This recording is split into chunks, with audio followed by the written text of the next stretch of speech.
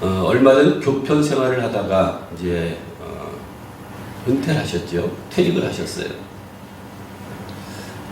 근데 한 사람은 학생들을 가르칠 때나 또 퇴직을 한 다음에도 이 술 먹는 이 버릇이 생겨가지고 그냥 그 사람의 일과는 뭐냐면은 집에 가면은 술 먹고 자고 술 먹고 자고 그래서 이 동생이 이렇게 얘기했습니다. 형, 이 좋은 세상에 왜 이렇게 술만 먹고 자고 또 술을 먹습니까? 여행도 좀 가시고 또 취미생활도 살려서 이렇게 하셨으면 좋겠습니다 라고 얘기를 하니까 그분이 뭐라고 얘기를 하냐면 나는 술 먹는 일이 제일 좋다. 난 이 생활이 제일 좋다고 얘기하더라는 거예요. 그 형의 형도 술로 세상을 떠났고 그 모습을 보았기 때문에 안타까워서 그 얘기를 했는데 이분이 술만 먹으면은 가족 식구들을 못 살게 군다는 거예요. 깨우고 가족 막 얘기를 하고요. 친구들 만나면 그 친구들을 붙들고 밤새도록 자자고 얘기하니까 점점 그 친구들이 다 사라지고 나중에 혼자가 됐다는 얘기가 있어요. 근데 우리 노회에 참석하는 그 장로님은 얼마 전에 이제 퇴직을 하셨는데 그분이 그렇게 믿음이 있었던 분이 아닙니다. 근데 하나님 앞에 이제 남은 인생을 헌신하겠다고 우리 노회 사실은 장로님이 참석을 안 하는데 부득불 참석을 해서 배우는 거예요. 하나하나 배우고 목사님들의 그 삶을 배우고 믿음을 배워서 얼마나 잘하는지 몰라요. 이 두 사람이 같은 교직 생활하다가 퇴직을 한 분인데 한 사람은 술로 세상으로 나가고 한 사람은 주위 안에 들어와서 그런 생활하는 걸 보면서 참 안타깝다. 우리 눈에는 보이잖아요. 그분이 그 술을 끊고 취미생활이나 아니면 자기 좋아하는 일을 하면서 교회 열심을 내면 참 좋은 그런 제목이 될 텐데 그 남은 인생을 그렇게 살다가 끝내는 그렇게 갈 것 아닙니까? 답이 보이잖아요. 우리 눈에는 보이는데 왜 그들 눈에는 보이지 않을까요? 제가 예전에 우리 교회 나오시는 분들 중에 제가 있잖아요. 술 중독자도 있었다고 하잖아요. 그 어머님이 한바퀴를 하면서 돈을 참 잘 버셨어요. 아파트도 갖고 있었고요. 또 땅도 갖고 계셨고요. 그래서 그 술 중독자 그 아들이 생각만 고쳐 먹으면 그 인생은 어떻게 보면 우리가 바라보건대 풀릴 수 있는 그 요소들을 많이 갖고 있음에도 불구하고 그 생활을 청산하지 못하는 거예요. 우리 눈에는 보이는데 왜 그에게는 보이지 않을까? 그가 한 가지 술만 끊으면 좋은 사람이 되는데 왜 그것을 끊지 못할까? 그 뒤에는 사단이 붙들고 있는 거예요. 끊지 못하게 만들고 그 인생을 파멸의 길로 만들어가는 그 사단의 실체를 그는 느끼지 못하는 거예요. 우리는 알잖아요. 우린 보잖아요. 그 어머니가 수식이랍니다. 술만 끊으면 네가 하고 싶은 것, 네 사업장도 열어주고 네가 하고 싶은 것을 내가 응원해주고 서포트 해주겠다고 얘기를 하는데도 불구하고 거기엔 관심이 없는 거예요. 오로지 술 먹고 자는 것에 대해서 관심이 있는 거예요. 하나님께서는 우리를 통해서 세일을 행하기를 원하십니다. 이 세일이라는 것은 중요한 거예요. 새로운 생각, 새로운 마음, 새로운 다짐을 하는 그러한 시간이기도 하는 거예요. 민수기 6장 24절로 27절을 보게 되면 여호와는 내게 복을 주시고 너를 지키시길 원하시며 여호와는 그 얼굴을 내게 비추사 은혜 베푸시길 원하시며 여호와는 그 얼굴을 내게로 향하여 드사 평강 주시길 원하노라. 하나님 우리 복을 주시기 원하셔요. 어떻게 해서든 여러분들이 복을 주시기 원하셔서 여러분들이 말씀을 주는 거예요. 그 강력한 말씀을 여러분들이 듣고 그 말씀대로 실천하기만 하면 여러분들이 복이 임하는데 이 세상 사람들은 그 말씀을 접할 귀가 없기 때문에 그렇게 갈라지는 삶을 사는 거예요.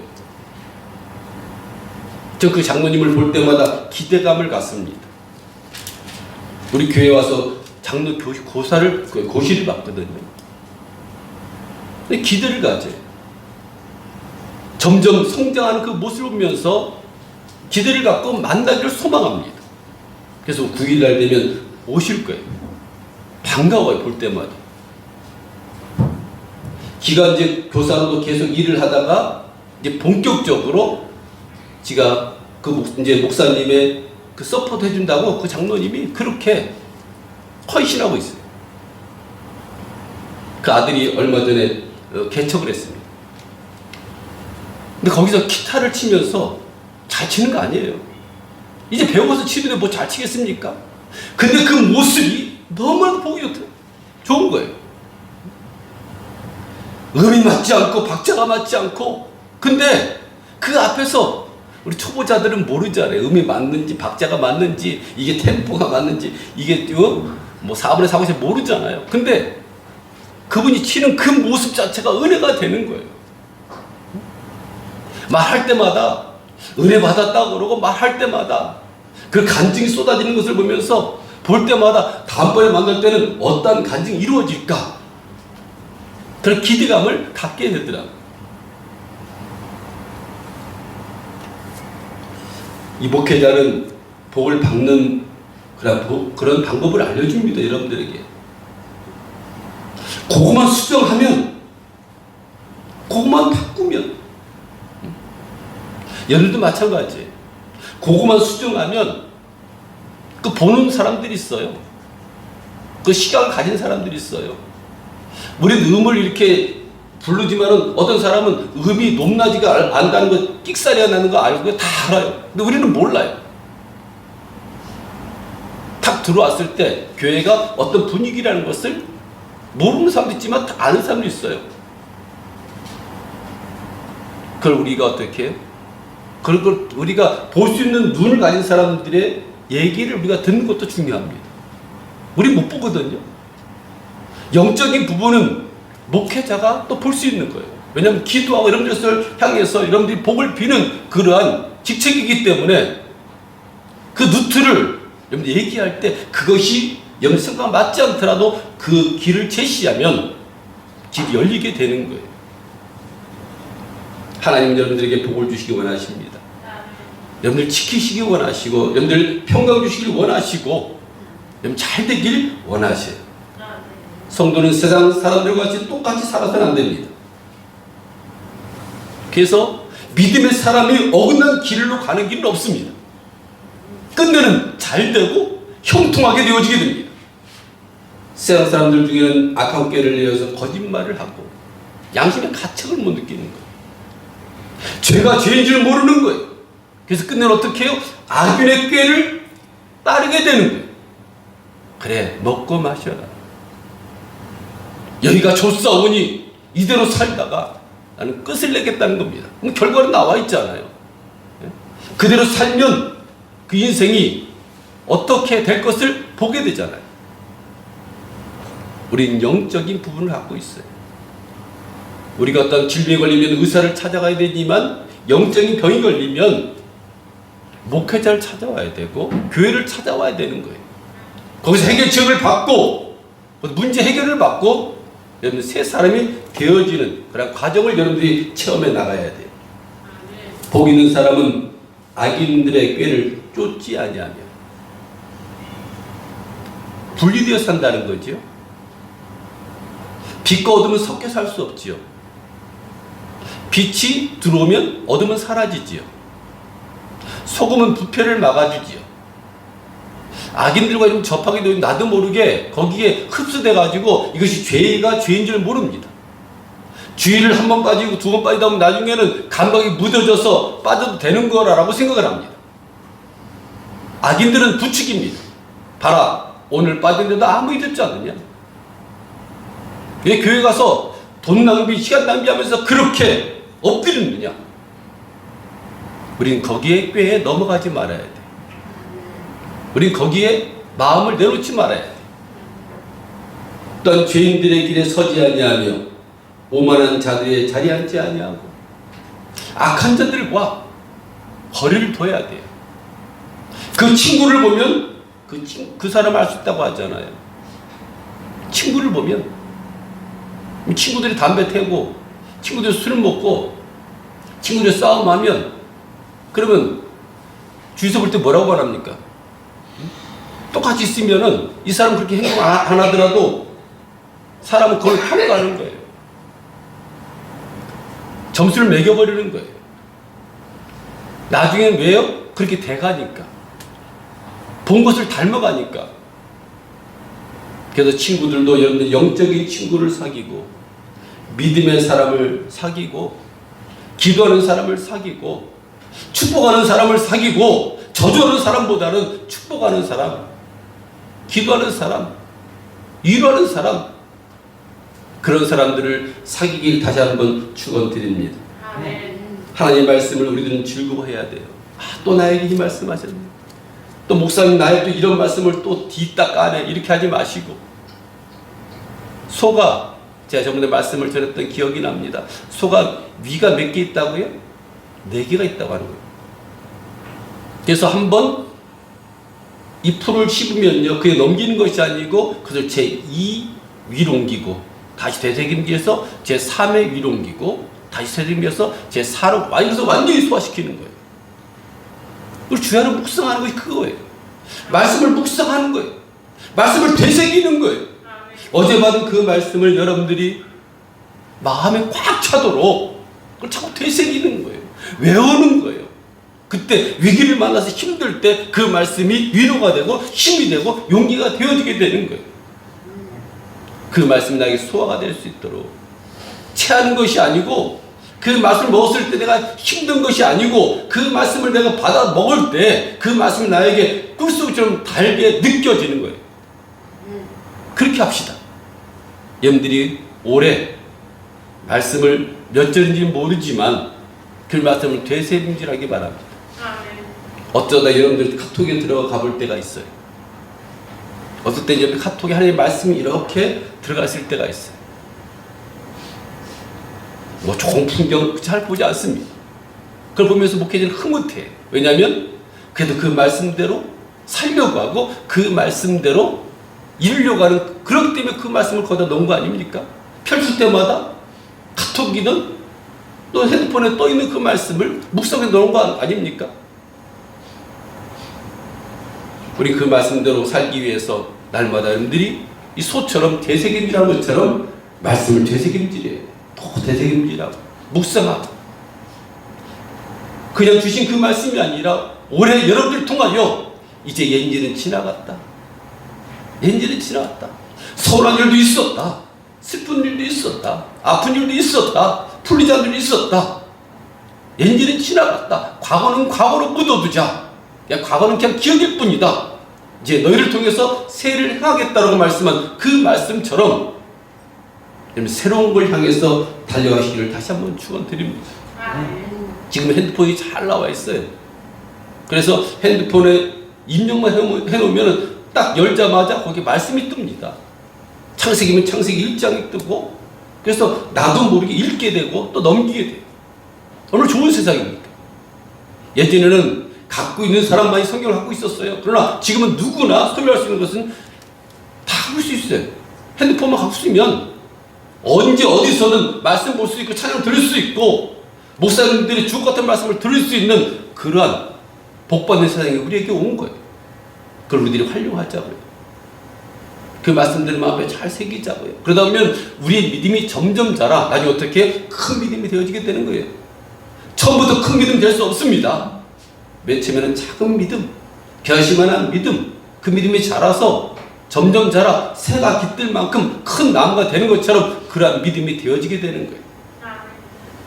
모든 일이 형통하게 돼야 돼요. 시냇가에 심은 나무가 철을 따라 열매를 맺으며 나무는 열매를 맺어야 합니다. 열매를 맺기 위해서는 어떻게 돼요? 기존에 갖고 있던 생각을 지워야 돼요. 우리가 나이가 어느 정도 들면 잘 바뀌지 않는다고 하잖아요. 그런데 우리 주 안에서 바뀔 수 있어요. 예수 믿는 사람들이 똑같다고 하면 의미가 없잖아요. 세상 사람과 달라져야 되고 말씀을 받았으면 그 말씀대로 살기 위해서 부단히 노력해서 우리가 1년, 2년 그런 다음에는 뭔가 바뀌는 모습으로 사람들이 비춰져야 되잖아요. 열매를 못 맺으면 나무로서 가치가 없는 겁니다. 열매가 없으면, 포도나무에 열매가 없으면, 감나무에 열매가 없으면 가치가 없잖아요. 열매를 못 맺는 포도나무는 뭐라고 일합니까? 가역한 말이지만 찍어 버리라고 얘기하는 거예요. 쓸모가 없다는 거예요. 논의 벼가 알곡을 맺지 못하고 쭉정이만 있으면 풀흙분에 던짐받게 되는 거예요. 성도라면 사랑의 열매 다 가질 수는 없죠. 사랑이 많은 사람이 믿음까지 가면 더 좋죠. 그러나 믿음의 열매 있는 분도 있어요. 소망의 열매 있는 믿음이 있고 성경의 열매를 가진 사람들이 있습니다. 여러분들 그 믿음의 열매, 사랑의 열매, 소망의 열매 가질 수만 있다면, 여러분들 마음속에 맺을 수만 있다면 좀 대가를 치르더라도 다 맺으시기를 간절히 축원드립니다. 나무가 물이 없으면 제대로 자라지 못합니다. 메마르게 됩니다. 물은 풍성한 생명을 제공합니다. 잎사귀가 마르지 아니하면 형통함을 누리게 됩니다. 그럼 나무 보다시피 마찬가지잖아요. 나무가 푸른 청청한 것이 보기 좋잖아요. 우리 인생도 마찬가지라는 거예요. 우리 성도의 색깔은 무슨 색깔이에요? 푸른 색깔이에요. 이렇게 푸른 색깔, 나무 잎처럼 푸른 색깔. 예? 생동감 있게 말씀 따라 살아가며 이런 삶 자체가 풍성한 열매를 맺는 그런 삶을 살아가야 돼요. 하나님께서 인정하는 복을 우리는 받아야 됩니다. 물은 의인의 길은 여기서 인정하시나 악인의 길은 망하리로다. 그럼 선한 길만 가면 그 길은 복된 길이에요.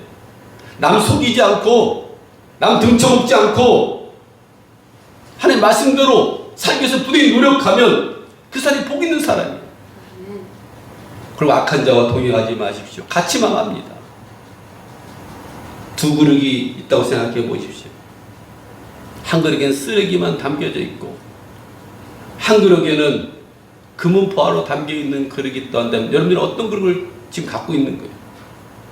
입만 꺼내면 악한 말입니까? 입만 꺼내면 나쁜 열매입니까? 입만 꺼내면 저주입니까? 그건 쓰레기만 가득 찬 그릇인 거예요. 이제 우리는 말을 바꾸기 바랍니다. 축복합니다. 사랑합니다. 나는 누굴 위해서 지금 기도하고 있습니다. 앞으로 잘 될 겁니다. 오늘따라 기도하는데 왜 우리 성도님의 기도가 나올까요? 하나님이 원하는 뜻이 있는 것 같아요. 이런 여러분들이 긍정적인 그런 좋은 얘기를 하고 긍정적인 그런 기도를 할 때 그 그릇에는 금은 보화로 가득 찬 그릇이 되는 것처럼 우리 모두가 여러분의 마음판에 좋은 열매로 가득 채워지는 그런 삶을 살기를 다시 한번 축원드립니다. 가정에도 어떤 사람이 들어오냐에 따라서 가정이 잘 되기도 하고 안 되기도 하잖아요. 여러분들이 성경에 나오는 아브라함과 롯에 대해서 알 겁니다. 아브라함은 양보했어요. 볼 때 아주 좋은 땅이에요. 기름진 땅이에요. 농사 잘 되는 땅이에요. 근데 조카 룻에게 네가 선택해봐. 너 줄게. 우리 같으면 어떻게 하겠습니까? 내가 먼저 차지하려고 하지 않겠습니까? 근데 이 룻이 쳐다보니까는 기름지가 땅이 풍성, 막 어떤 열매를 보면은 막 풍성 열매를 맺는 거예요. 그래서 아브라함에게 내가 저 땅을 가질게요. 아브라함이 뭐라고 얘기합니까? 그래? 그럼 네가 좌하면 나는 우로 갈게. 네가 우하면 난 좌로 갈게. 근데 누구에게 결혼되면 복을 주십니까? 양보하는 자에게. 양보하는 자에게. 하나님 의지하고 하나님 믿고 양보하는 자에게 하나님께서는 만배로 복을 허락하시는 거예요. 하나님에게 인정을 받는 것이 이렇게 중요합니다. 하나님 누구를 인정하십니까? 하나님께서 사모에게 이르되 그의 용모와 키를 보지 말라. 내가 이미 그를 버렸노라. 내가 보는 것은 사람 같지 아니하니 사람 외모를 보거니와 나 여호와는 중심을 본다. 중심을 본다는 거예요. 우리 중심만큼은 어떻게 해요? 그릇으로 비유하자면은 사랑으로 가득 찬 그릇이 되기 바랍니다. 믿음으로 가득 찬 그릇이 되길 바랍니다. 소망으로 가득 찬, 또한 성결매로 가득 찬 그런 그릇이 되기를 간절히 축원드립니다. 그래서 올해는 여러분 좋은 생각, 기쁜 생각, 편안한 생각, 사돈이 땅을 사면 배 아픈 것이 아니라 같이 축복해 주는 그런 좋은 마음들을 갖기를 다시 한번 축원드립니다. 그래서 여러분들이 깊이 시냇가에 뿌리 내린 나무처럼 어느 때나 푸른 청청한 그런 삶을 살기를 다시 한번 축원드립니다. 기도하겠습니다.